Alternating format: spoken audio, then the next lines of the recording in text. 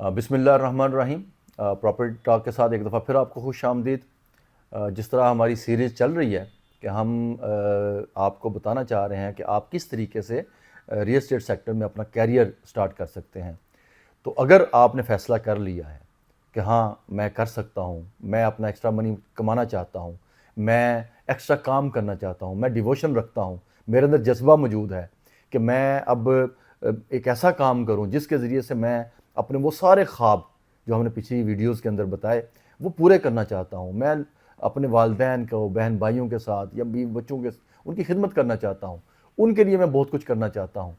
तो वो उसके लिए अब क्या स्टेप लेना है, आपको क्या करना है, इसके लिए आप ज़रूर नोट डाउन करें कुछ चीज़ों को।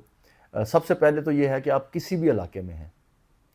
तो एक तो मैंने आपको ये बताया था कि एक तो जो हमारा लाइव कोर्स है वो लाजमी आप देखें कि उसमें भी अगर आप कर सकते हैं तो उसके अंदर लाइव कोर्स भी है और वो ऑनलाइन भी होता है। यानी जब आप बात गुफ्तगू सेशन होते हैं तो ऑनलाइन भी होता है, तो आप लाइव भी उसको अटेंड कर सकते हैं और लिंक के ज़रिए से भी कर सकते हैं। तो आप लाजमी कोऑर्डिनेशन कर लीजिएगा, तो उसके अंदर भी आपको बहुत कुछ पता चलेगा। लेकिन जो ये सिर्फ इस वीडियो को सुन के काम करना चाहते तो वो क्या करें। देखें, जो रियल एस्टेट सेक्टर है इसके अंदर बहुत मल्टी डायमेंशनल किस्म के काम होते हैं। ठीक है, ये बुनियादी तौर पे आपकी सर्विसेज होती हैं जो आप लोगों को देते हैं, ये सर्विसेज हैं। तो उसके लिए क्या है, एक तो आपको आपके पास प्रोडक्ट होनी चाहिए और एक प्रोजेक्ट होना चाहिए। प्रोडक्ट या प्रोजेक्ट ये क्या चीज़ें हैं ये भी मैं आपको बताता हूँ, और फिर उनको कहाँ बेचना है, कैसे उनको सर्विसेज किन को देनी है, वो दूसरे कनेक्शंस आपको चाहिए। जो प्रोडक्ट या हम प्रोजेक्ट कहते हैं, प्रोजेक्ट होता है कि रियल एस्टेट सेक्टर के अंदर जब आपने देखा कोई हाउसिंग स्कीम्स होती हैं, कोई कॉलोनियाँ होती हैं, कोई आप कह लें कि एक पूरा प्लाजा है या शॉप्स हैं, ठीक है। तो आप इस यानी इससे पहले प्रोडक्ट को हम अगर क्लासीफाई करें तो ये तकरीबन मुख्तलिफ रियल एस्टेट के अंदर प्रोडक्ट्स के तौर पे आती हैं चीज़ें, और मुख्तलिफ नेचर होती है प्रॉपर्टी की। यानी आपकी एक रेजिडेंशियल प्रॉपर्टी होती है। अब रेजिडेंशियल जो प्रॉपर्टी है उसके अंदर आप समझते हैं कि जहाँ पर लिविंग होती है, घर होता है, उसके अंदर आप इसको अगर फर्दर क्लासीफाई करें तो छोटे घर से लेकर बड़े घर होते हैं, जैसे 2-2 मरले, 4-4 मरले, 5 मरले के घर होते हैं, फिर 10 मरले का, 20 मरले, 1 कनाल का, 4 कनाल के भी घर होते हैं, फिर 2 कनाल से लेकर आगे जो है ना वो फार्म हाउसेस की स्टाइल बन जाता है, रिजॉर्ट बनते हैं वो भी लिविंग होते हैं, होटल अपार्टमेंट्स होते हैं वो भी लिविंग होते हैं, फ्लैट्स होते हैं।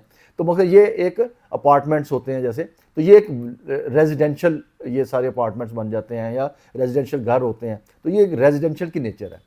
दूसरी होती है आपकी कमर्शियल की। अब कमर्शियल में भी आप देखेंगे तो छोटे एक दुकान जो होते हैं वो भी कमर्शियल है, बड़ी दुकान वो भी कमर्शियल है, बहुत बड़ा ऑफिशियल प्लाजा है, ऑफिस हैं बड़े बड़े, वो भी सारे का सारा कमर्शियल में आता है। बहुत बड़े बड़े आपके जो डिपार्टमेंटल स्टोर या मॉल्स होते हैं वो सारे के सारे कमर्शियल होते हैं। इसी तरह प्रॉपर्टी के अंदर आपका इंडस्ट्रियल होता है। आपने देखा होगा वेयर हाउसेज होते हैं, आपके जो गोदाम होते हैं, फैक्ट्रियाँ होती हैं, बहुत सारे आपके यूनिट लगे होते हैं बड़े बड़े। तो वो छोटी सी एक दुकान से लेके, आप छोटे से यूनिट से लेके मैन्युफैक्चरिंग यूनिट है जो वो एक इंडस्ट्री में आ जाता है। वो होम इंडस्ट्री भी होती है या बहुत बड़ी बड़ी इंडस्ट्रीज होती हैं, पूरे का पूरा फ्री जोन्स बने होते हैं, तो आपके प्रोसेसिंग जोन्स बने होते हैं। तो एक ये नेचर है पूरी की पूरी। फिर ज़री ज़मीनें होती हैं कि जहाँ पे ज़राअत होती है, जहाँ पे आपका खेती बाड़ी होती है, जहाँ पे मुख्तलिफ अजनास पैदा होती हैं, वो फिर ज़री ज़मीनों की भी कई किस्में होती हैं।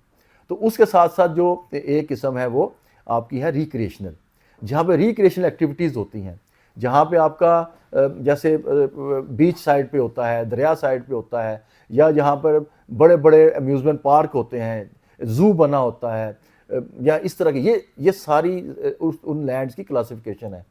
तो अगर ऐसी कोई चीज़ किसी को चाहिए, ऐसी किसी भी काइंड के लिए, तो उसको हम कहते हैं प्रोडक्ट। यानी किसी को घर चाहिए या घर के लिए प्लॉट चाहिए, या उसको फैक्ट्री के लिए प्लॉट चाहिए, या उसको ज़राअत के लिए प्लॉट चाहिए, या ज़मीन चाहिए। ज़मीन की भी आगे फिर ये किसी एक सेगमेंट में हम बताएंगे कि ज़मीन को मेजरमेंट्स क्या होती हैं, वो किस तरीके से हम मेजर करते हैं, वो अगले किसी सेगमेंट में बताएंगे। तो लिहाजा ये सारी की सारी आपके प्रोडक्ट्स हैं। तो प्रोजेक्ट की हम जब बात करते हैं, प्रोजेक्ट में भी ऐसे ही होता है रेजिडेंशियल है, कमर्शियल होता है, उसके अंदर भी रिक्रिएशनल भी वास्कत होती हैं, फार्म हाउसेज होते हैं, लेकिन वो एक यानी किसी ना किसी अथॉरिटी से अप्रूव्ड प्रोजेक्ट होता है, तो हम उसको पूरे का पूरा प्रोजेक्ट आपको मिल सकता है या उस प्रोजेक्ट में प्रोडक्ट्स मिल सकती हैं। तो लिहाजा सबसे पहली चीज़ है कि आपके पास वो प्रोडक्ट होनी चाहिए। दूसरी अहम चीज़ है कि उस प्रोडक्ट का प्रॉपर नॉलेज होना चाहिए, उसकी आपको होन होनी चाहिए कि ये प्रोडक्ट है क्या मुझे इस प्रोडक्ट को करना भी है या नहीं करना, उस प्रोडक्ट के अंदर क्या फीचर्स होने चाहिए जिसका पता होना ज़रूरी है।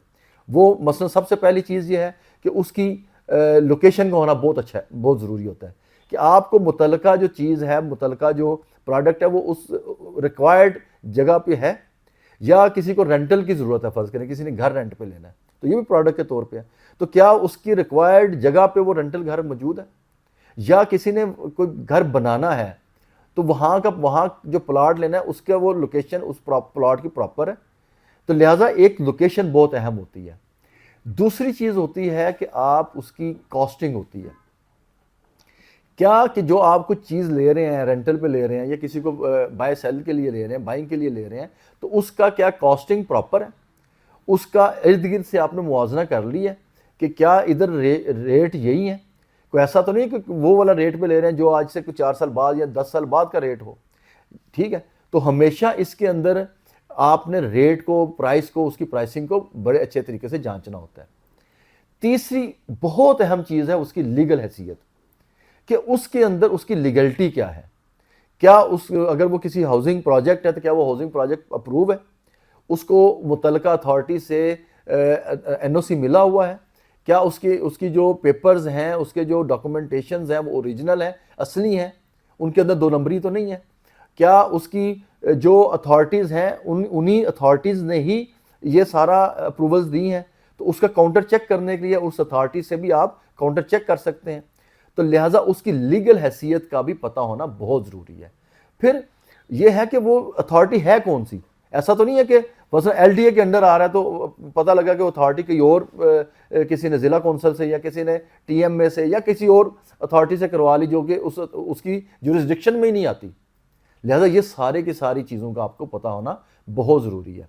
तो लिहाजा एक तो ये आपको मैंने बताया कि प्रोडक्ट की नोयत क्या होनी चाहिए, इसके साथ साथ आपको पता होना चाहिए कि आप जब आपके पास प्रोडक्ट या प्रोजेक्ट मौजूद है तो इसको अब आपके पास उसकी इंफॉर्मेशन प्रॉपर आ गई, आपकी प्राइसिंग, उसका एनालिसिस, उसका सारी चीज़ें आपको पता चल गई, तो अब आपके पास 2 तरह के लोग आते हैं, 2 तरह के क्लाइंटल होते हैं।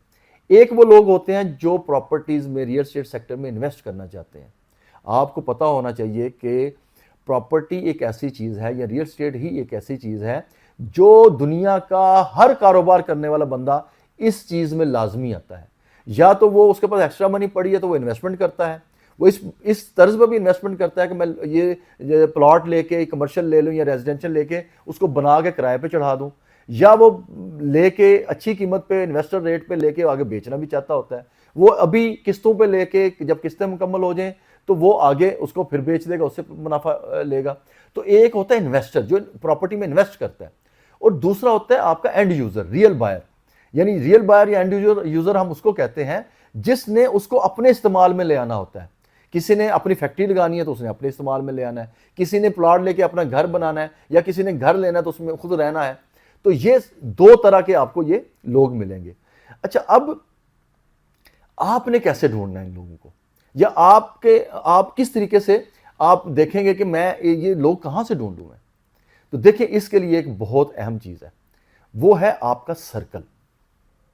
मैंने जब आपको प्रोडक्ट की बात की तो प्रोडक्ट के अंदर मैंने आपको ये बताया कि प्रोडक्ट का नॉलेज होना बहुत जरूरी है, उसकी ऑथेंटिसिटी बहुत जरूरी है, उसकी प्राइसिंग, यानी ये सब कुछ करने के बाद जब आपका कॉन्फिडेंस बन गया कि हाँ, मैं अब ये जो प्रोडक्ट है ये ऐसी है, और इतना कॉन्फिडेंस है कि अगर मेरे पास पैसे हों तो मैं इसमें इन्वेस्ट करूं या अपने लिए खरीद लूं, तो ये वो आपको उस प्रोडक्ट नॉलेज और उसके ऊपर इतना कॉन्फिडेंस चाहिए कि आपके पास अपने पास अगर पैसे हैं नहीं तो आप अपने वालदैन को, अपने बहन भाइयों को लेके दे दें। अगर उस प्रोडक्ट पे आपको इतना नॉलेज या इतना जो उसका ट्रस्ट है वो अगर मौजूद है तो उसके मुताबिक आप फिर वो अपने जो आपका सर्कल है, पहले आप हैं, फिर आपका एक क्लोज सर्कल है, उस क्लोज सर्कल में आपने देखना है कि आपके बहन भाई हैं, रिश्तेदार हैं, कजन्स हैं, क्लास फेलोज हैं, कितने लोग जो आप क्लोज हैं, और वो सारे क्लोज सर्कल में आपने फिर टारगेट करना है कि क्या मेरे ये इनको प्रॉपर्टी चाहिए। आप देखेंगे अपने आपके इर्द गिर्द हर बंदा जिसके पास इस्तेदाद है वो प्रॉपर्टी में अपना या तो खुद अपने लिए लेना चाहता है या इन्वेस्ट करना चाहता है। तो लिहाजा ऐसे लोगों को आपने ढूंढना है कि उनको फिर बताना है कि मैंने ये काम शुरू किया है, मैं भी प्रॉपर्टी का काम करता हूं, मेरे पास जो है ना रियल एस्टेट के अंदर ये प्रोडक्ट ये प्रोजेक्ट्स हैं, अगर आप लेना चाहते हैं तो वो आप टारगेट करेंगे। फिर दूसरा सर्कल आपका होता है जो क्लोज सर्कल के बाद वो नॉन सर्कल होता है। जिस नॉन सर्कल में यानी आप अगर फर्ज करें मोहल्ले में रहते हैं तो आपको 10 लोग आप बहुत क्लोज होंगे, और 10 के अलावा आप बहुत दूसरे लोग होंगे जो नॉन है आपके, लेकिन वो इतने क्लोज नहीं है।